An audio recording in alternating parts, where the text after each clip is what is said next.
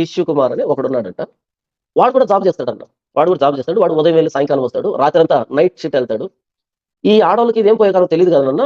భర్త ఇంత కష్టపడి రాత్రింబవళ్ళు సంపాదిస్తూ ఉంటే కొంతమంది తప్పుదారి పడతారన్న. ఇది వచ్చిన సమస్య. అలా ఆఫీస్‌లో పని చేస్తున్నాడంట. అలా ఈ వ్యక్తి బయటికి వెళ్ళిన ప్రతిసారి వీళ్ళ వైఫ్ ఎవరెవరితోని తిరుగుతుందంట అన్న. మరీ దారుణంగా 1500కి వెళ్తుందంట.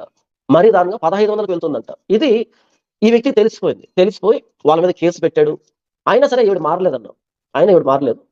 ఉద్యోగాన్ని వదులుకోలేడు. అలాగని ఈ భార్యను చంపుకోలేడు. అలా మొత్తానికి మానసికంగా పిచ్చోడైపోయాడన్న. మానసికంగా పిచ్చోడైపోయి మెంటల్‌గా ప్రవర్తిస్తున్నాడు గదా! మెంటల్‌గా ప్రవర్తిస్తున్నాడు గదా!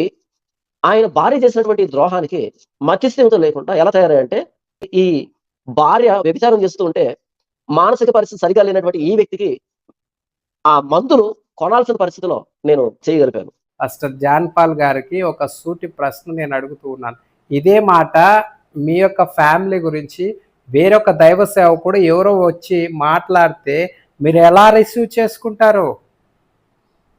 ఇప్పుడు ఎంత బాధపడుతున్నారో ఆ జర్నలిస్ట్ భాను గారు మీ ఫ్యామిలీ పైన మాట్లాడుతున్న దాని గురించి ఎంత స్ట్రెస్ ఫీల్ అవుతూ ఉంటారో ఒక్కసారి ఆలోచించేయండి. ఆ స్ట్రెస్ అవతలని మాట్లాడినప్పుడు కూడా వచ్చి ఉంటుంది కదా. పాస్టర్ జాన్ పాల్ ఈ విధంగా మాట్లాడుతూ ఉన్నాడు కదా. 1500కి అతని పెళ్ళాం బయటికి వెళ్తుంది, వ్యభిచారం చేస్తుందని మాట్లాడుతూ ఉన్నాడే.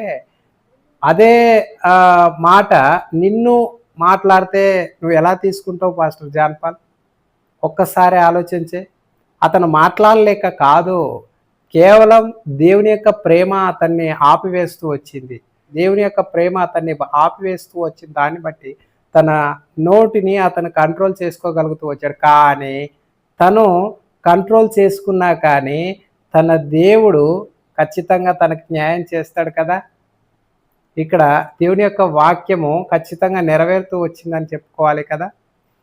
మనుషుడు ఏమి విత్తునో అదే పంట కోస్తాడు. ఈరోజు నీ ఫ్యామిలీ నీవే చెప్తూ ఉన్నావు, నా ఫ్యామిలీ రోడ్డుకు వచ్చేసింది, బజారున పడింది అని చెప్పి నువ్వే చెప్తూ ఉన్నావు కదా. ఒక్కసారి ఆలోచించు.